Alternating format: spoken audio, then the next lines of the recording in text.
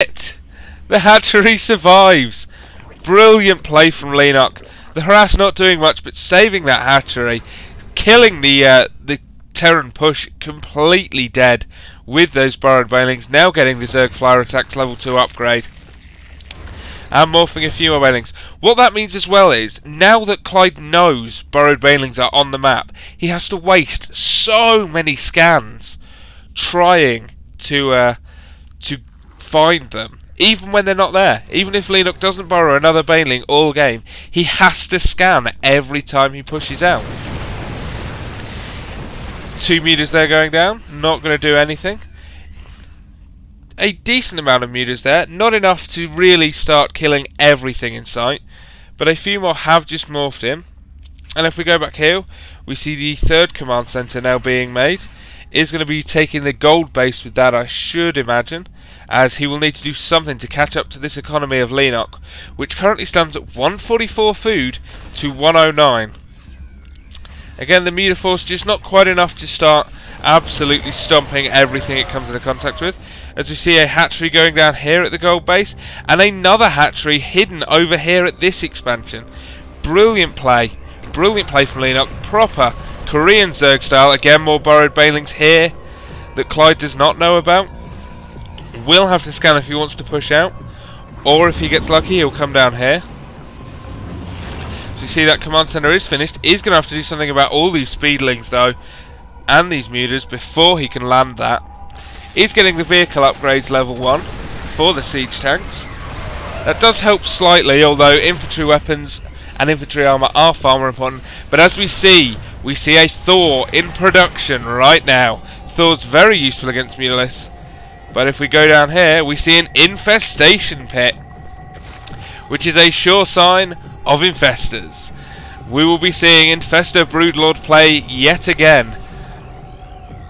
Clyde now moving out here. Does manage to pick the path without the burrowed banelings. Does take out that force of speedlings and is going to land this gold base here. This is exactly what he needs to do to get back in this game. But again, we see a huge flock of mutas now flying past, getting caught slightly in that missile turret, but will destroy those marines. And those burrowed banelings again. Oh, we barely caught that. Even more marines going down. Leenock had the presence of mind, even while microing these Mutalisks, to take those down. Absolutely fantastic. Harass again delaying that gold base from setting up, is allowing him to keep that food advantage at 175 to 114. So many hatcheries now. 1, 2, 3, 4, 5, 6 hatcheries on the map now. That is so many. And look at this creep spread. Half the map is essentially purple. Absolutely fantastic. And now the Thor is out, but one Thor is not going to be enough, and he cannot afford to lose them like that. What a waste. Loses a siege tank as well. And there are enough mutas here to start killing all these marines. They are injured, however, so he will be moving them back and rebuilding his forces. 5 more being made, 26 more speedlings. As we see, the infestation pit is done. Can get infestors out onto the map. Is researching the pathogen glands, which increases the starting energy of the infestors by 25, allowing them to fungal the crap out of any marines. As we see now, coming out and picking a few off, but does accidentally move into siege tank range and does lose a few speedlings. Needs to be careful there. Speedlings can be thrown away, but if you throw away too many, it does allow the Terran the path down here to the hatchery, which is not what you want. You see more mutas being produced now. A couple of spine crawlers going up for defence here. But the main engagement is here. This is a really nice defensive line now for the Terran, with the planetary fortress morphed here. Those banelings going down, not doing enough damage with the siege tanks there. But as we see, abusing the mobility here, as these mutas come in and can take out these turrets, forces the marines to pull back this way, but doesn't have the speedlings to capitalise by coming up here. As you see one infestor going down, and we see the lair becoming a hive. That means broodlords. Broodlords all day long. We're going to be seeing the completely excellent Infestor Broodlord play yet again that won in the first game. As we see, however, Leonok is maxed out at the moment at 200 food, but that is not a problem. There are so many siege tanks about that he can soon free up some supply by running Zerglings and Banelings in.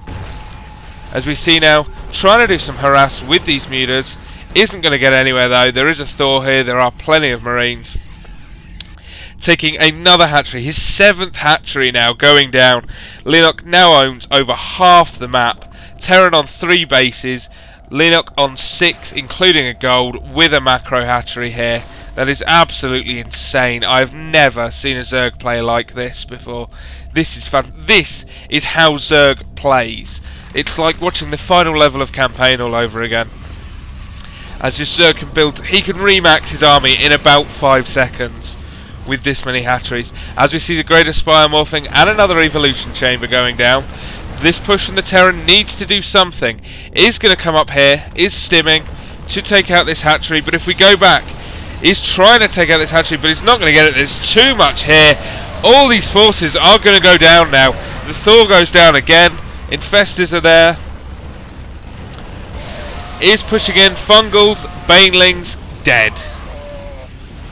These Marines, they're just not enough.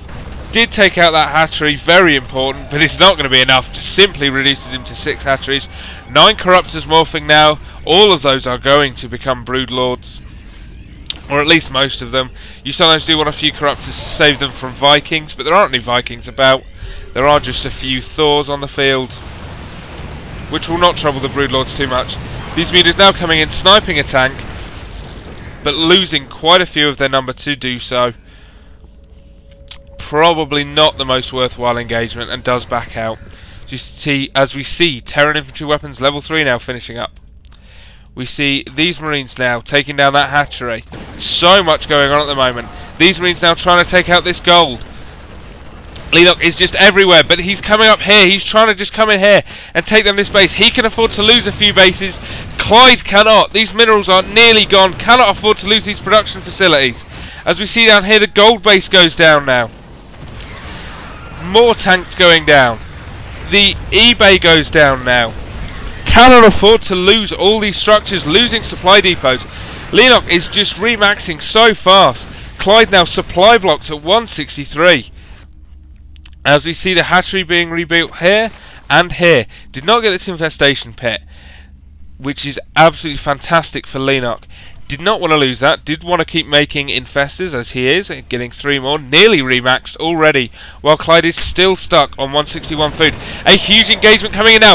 Look at all the Broodlords. All the Broodlords. Fungals going down. Banelings bursting all over the Marines. Oh, this is just beautiful to watch. These Marines are just not going to be able to do enough against the Broodlords, forcing them back. Broodlords, even a Queen out. Mutas now going down, but there's so many of them.